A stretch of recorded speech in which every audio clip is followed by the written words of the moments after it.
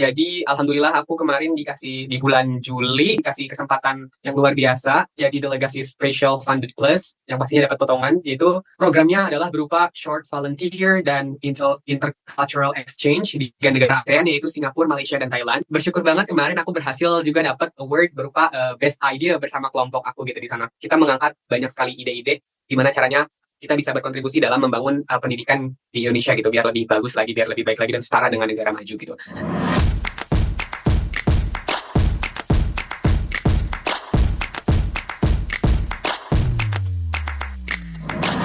Halo Sobat Interplagis, kembali lagi bersama aku, Pasha, pada podcast Interplago, Act Locally, Think Globally, pada segmen Intolplago.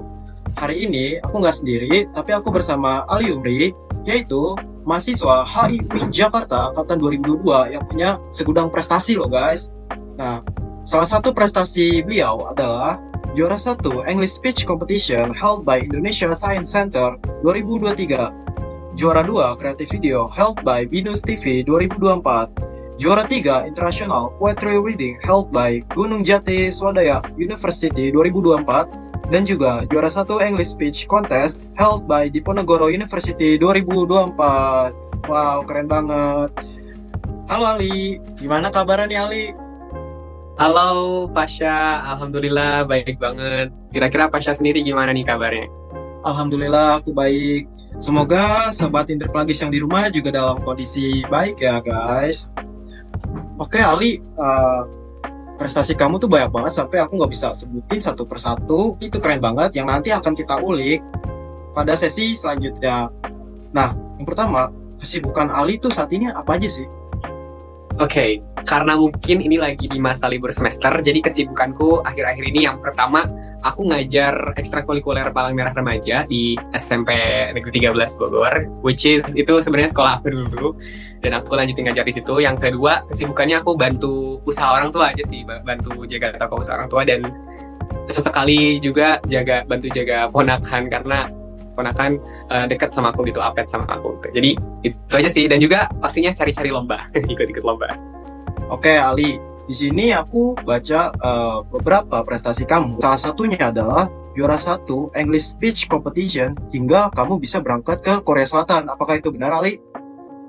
Yeah, absolutely, it's true. Jadi itu kebetulan lomba di tahun 2023 ya, yang aku ikutin, yang diselenggarakan oleh Indonesia Science Center yang berkolaborasi dengan BRIN dan juga UTC serta Kamu Inggris LC, dan rewardnya itu kalau kamu berhasil juara 1 atau 2 di tiap kategori akan diberangkatkan ke Korea Selatan. Dan alhamdulillah, fortunately, aku berhasil mendapatkan di posisi pertama saat itu dari kurang lebih 200-an peserta, dan berhasil mendapatkan sebuah reward yaitu fully fundedly travel atau trip ke Korea Selatan. Ya, kurang lebih seperti itu di bidang pidato bahasa Inggris atau English Speech Contest. Oh iya Ali, selain ke Korea Selatan, aku dengar juga kamu sempat ikut volunteer ke 3 negara ASEAN ya?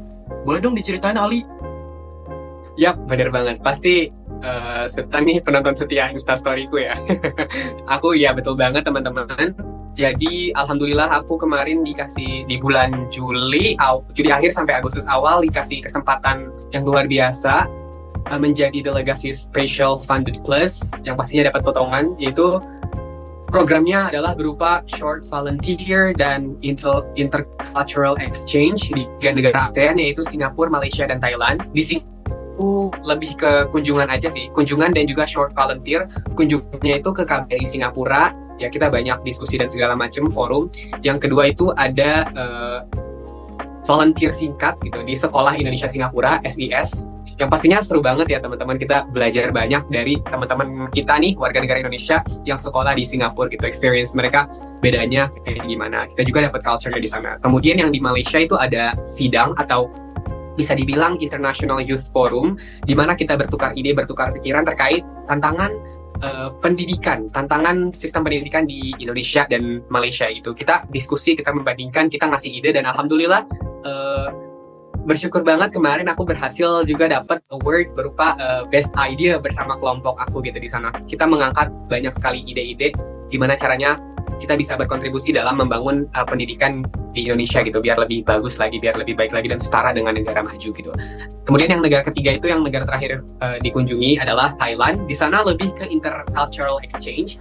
Aku belajar banyak banget budaya dari Thailand, khususnya particularly aku itu kunjungin satu tempat namanya itu Hat Yai dan juga Hat Yai dan juga Songkhla. Di situ aku banyak banget dapat pelajaran baru, aku dapat banget budaya baru, dan akhirnya gitu selama ini aku lihat di FYP TikTok tentang budaya Thailand, makanan Thailand, akhirnya aku ngerasain secara real life gitu ada di sana, dan itu seru banget dan pastinya bermanfaat banget gitu buat aku yang suka banget belajar tentang hal-hal kebudayaan gitu. Dan alhamdulillah di akhir pun aku berhasil dinominasikan atau berhasil mendapatkan award sebagai best delegate gitu. Wow, keren banget. Ali, awalnya gimana sih Ali bisa sampai ikut lomba ke luar negeri ini? Awalnya gimana dari awal Ali mengikuti perlombaan ini?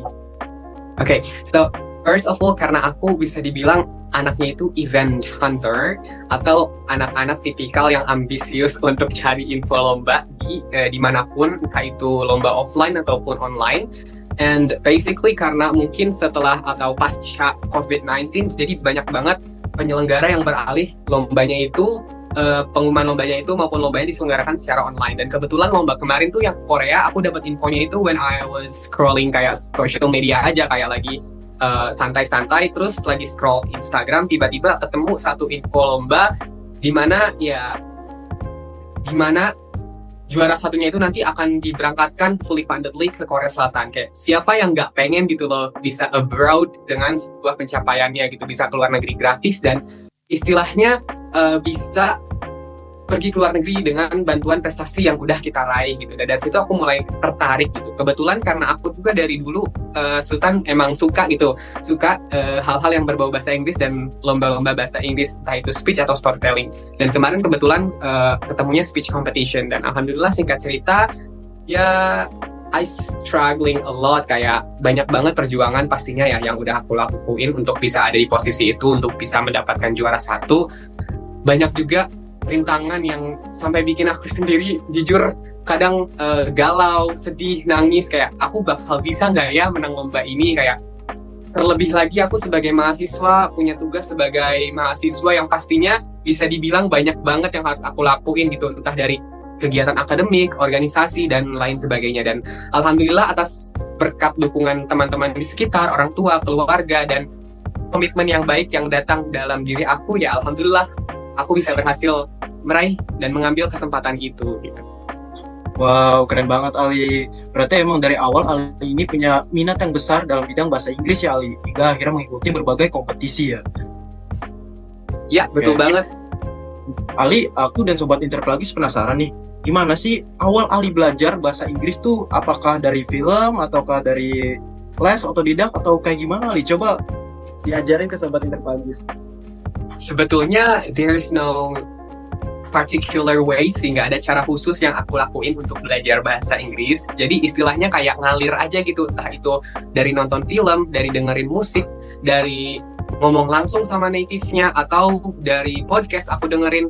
Jadi banyak banget ya variety of ways gimana caranya aku belajar bahasa Inggris. Tapi mostly aku otodidak, nonton video, nonton channel YouTube sih banyaknya, channel YouTube di mana native ini ngajarin dari gimana caranya kita belajar bahasa Inggris sebagai pemula. Karena kan as Indonesian, of course dong, mother tongue kita, bahasa ibu kita kan bahasa Indonesia, bukan bahasa Inggris. Jadi aku cari yang benar-benar channel YouTube yang bisa ngajarin kita itu dari nol gitu. Aku coba cari channel YouTube-nya, kalau udah ketemu ya aku pelajarin satu persatu videonya. Karena sekarang jujur ya, social media itu sekarang udah is a part of our day-to-day life gitu. Kenapa nggak kita manfaatin aja gitu dari situ buat belajar hal-hal baru, dan it's free gitu, itu gratis gitu, cuman butuh akses dengan modal kuota.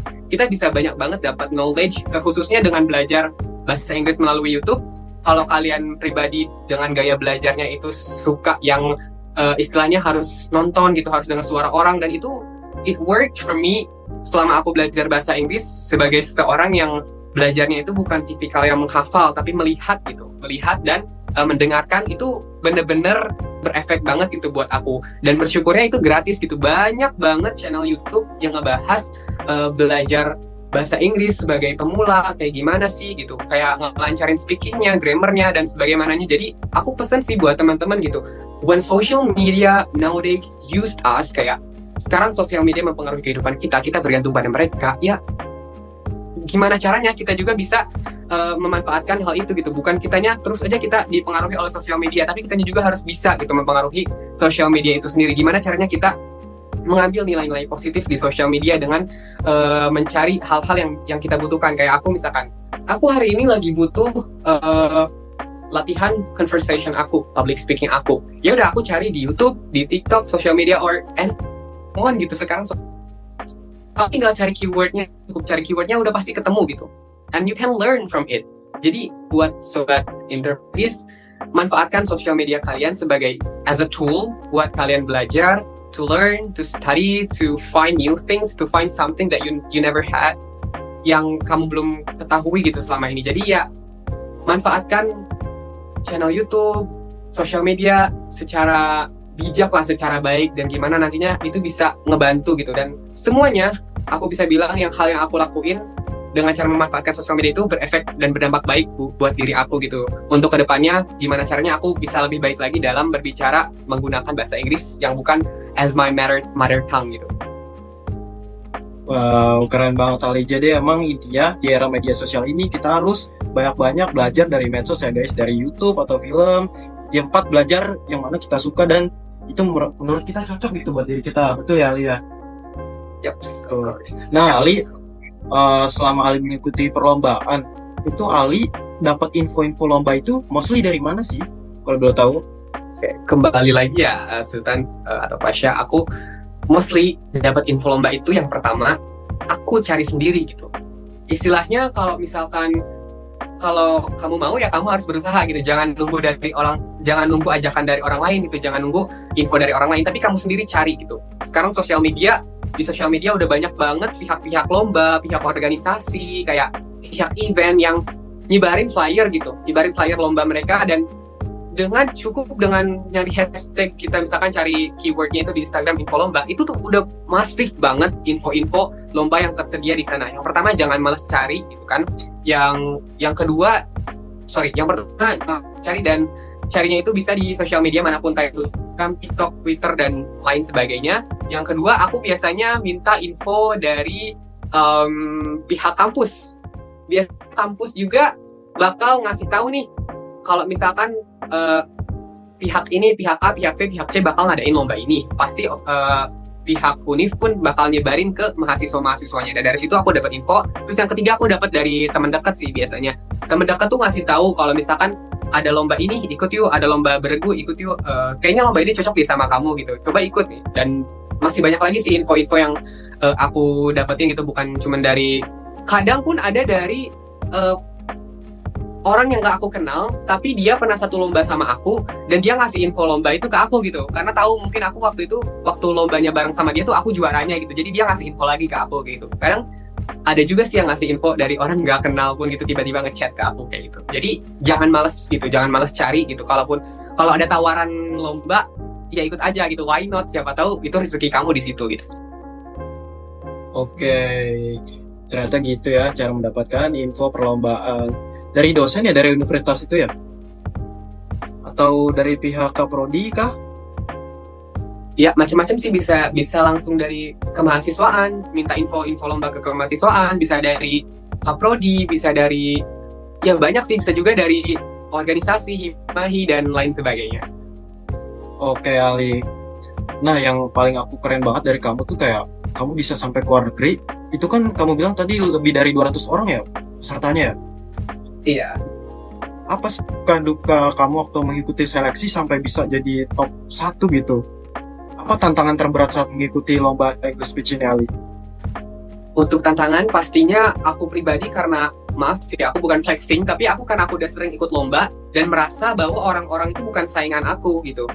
Tapi saingan terberat aku itu justru diri aku sendiri. Gimana aku ngalahin rasa takut aku, rasa cemas aku, rasa nggak pede aku, rasa takut gagal aku gitu di dalam sebuah event. Jadi mostly ketika aku ikut lomba tuh aku nggak ngelihat lawan. Oh ada lawan dari univ ini nih, univ yang lebih bagus, univ yang lebih unggul. Ada lawan dari, bahkan dia itu emang orang tuanya native speaker gitu, bahkan dia orang tuanya emang istilahnya udah orang tua yang bahasanya tuh bicaranya tiap hari bahasa Inggris. Aku nggak pernah lagi berpikir kayak gitu ketika aku ikut lomba, tapi yang aku pikirkan adalah aku harus lawan rasa takut aku harus lawan rasa cemas aku harus lawan rasa nggak pede aku ketika tampil di depan orang, ataupun ketika lombanya itu sifatnya online, aku harus pede aja gitu, record Zoom, record video dan segala macamnya kayak gitu sih, untuk kurang lebih seperti itu.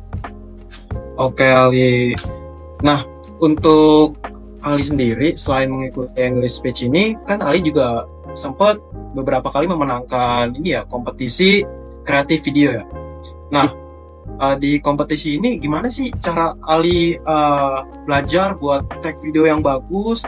Apakah Ali punya guru sendiri atau emang Ali full otodidak belajar dari tutorial YouTube? Oke, kalau untuk creative video, iya, aku belajarnya adalah otodidak, lagi-lagi otodidak. Dan lagi-lagi sumbernya adalah aku nonton banyakin konten orang-orang yang emang udah istilahnya punya label content creator atau filmmaker dan lain sebagainya gitu. Aku coba cari inspirasi dari mereka, dan gimana, aku tahu gitu kemampuan aku nggak bakal bisa sama mereka, nggak bakal bisa setara sama mereka, tapi at least I have my own uniqueness gitu di dalam produksi video atau produksi film yang aku buat gitu, kreatif video yang aku buat gitu. Gimana caranya aku bisa influence banyak orang dengan keterbatasan aku dalam istilahnya dalam mengedit video, dalam menemukan konsep, dalam eksekusi konsep, dalam editing video, tapi at least setidaknya aku bisa gitu. Aku bisa menyampaikan pesan-pesan dalam video itu ke audiens atau ke khalayak banyak. Dan pastinya ya, di kreatif video itu mostly ya, lomba yang aku ikutin, penilaian tuh enggak besar di teknik editing atau kualitas video, tapi mostly yang besar poin bobot nilainya itu biasanya di pesan gitu, ide atau pesan cerita yang disampaikan dalam video gitu. Jadi gimana caranya kita mengasah kreativitas kita di dalam sebuah video gitu, bikin keunikan tersendiri, bikin istilahnya itu style kita gitu, style yang baru gitu, yang hadir, yang kita submit ke pihak lombanya. Oke Ali, aku sempat beberapa kali ya lewat FYP TikTok aku, kalau kamu tuh juga bikin konten buat edukasi tentang English speech ini ya, bener ya Ali? Iya sih, walaupun itu cuma sedikit ya teman-teman kontennya gitu, karena aku masih berpikir keras kira-kira next konten tuh bakal ngelanjutin yang kayak gitu atau enggak, tapi semoga aja aku ada kemauan lagi untuk ngelanjutin bahas tips-tips menang gitu untuk lomba pidato bahasa Inggris atau English speech contest gitu, benar. Dan semoga aja sih nanti aku bakal upload video terbaru dan semoga bisa membantu teman-teman semuanya. Oke Ali, kalau boleh tahu nama TikToknya apa nih, biar nanti sobat Interplagis bisa lihat dan follow, buat nanti kira-kira kalau Ali fokus di tentang bagaimana pelatihan English speech, nanti sobat Interplagis bisa belajar dari Ali. TikTok aku, if I'm not mistaken, ID atau username-nya itu AALIUMR, Ali. Nah, kayak gitu. Oke Ali, aku ini terkesan banget sama kamu ya. Kamu ini banyak banget ikut lomba, dan mostly itu semuanya tuh otodidak gitu, tanpa guru ataupun yang lain-lain itu. Nah, Ali sendiri punya motivasi nggak sih buat sobat Interplagis, mahasiswa-mahasiswa di Jakarta yang lainnya, buat gimana kita bisa berprestasi dan pede ngomong di depan umum seperti Ali ini? Oke, mungkin untuk motivasinya teman-teman dari aku, kalau emang kamu pengen menggapai suatu mimpi, ya kejar aja dulu gitu. Kebanyakan orang gagal itu karena mereka takut untuk memulai. Karena mereka ya takut gitu akan kegagalan hadir dalam hidup mereka. Terkadang aku juga kan mengajar ya Kak, Sultan, aku mengajar ekstrakurikuler Merah Remaja di satu sekolah, di mana otomatis esko itu pasti bakal ada satu lomba lah atau satu event besar gitu. Terkadang ada anak yang sebetulnya punya kemampuan di bidang tersebut gitu untuk ikut lomba, tetapi anak itu tuh nggak berani gitu untuk mulai. Pas ditanya alasannya kenapa, dia bilang aku takut gagal, aku takut insecure sama lawan, sama sekolah lain. Padahal ketika diukur kemampuan dia, aku rasa dia tuh bisa bersaing gitu dengan orang lain, dengan orang luar.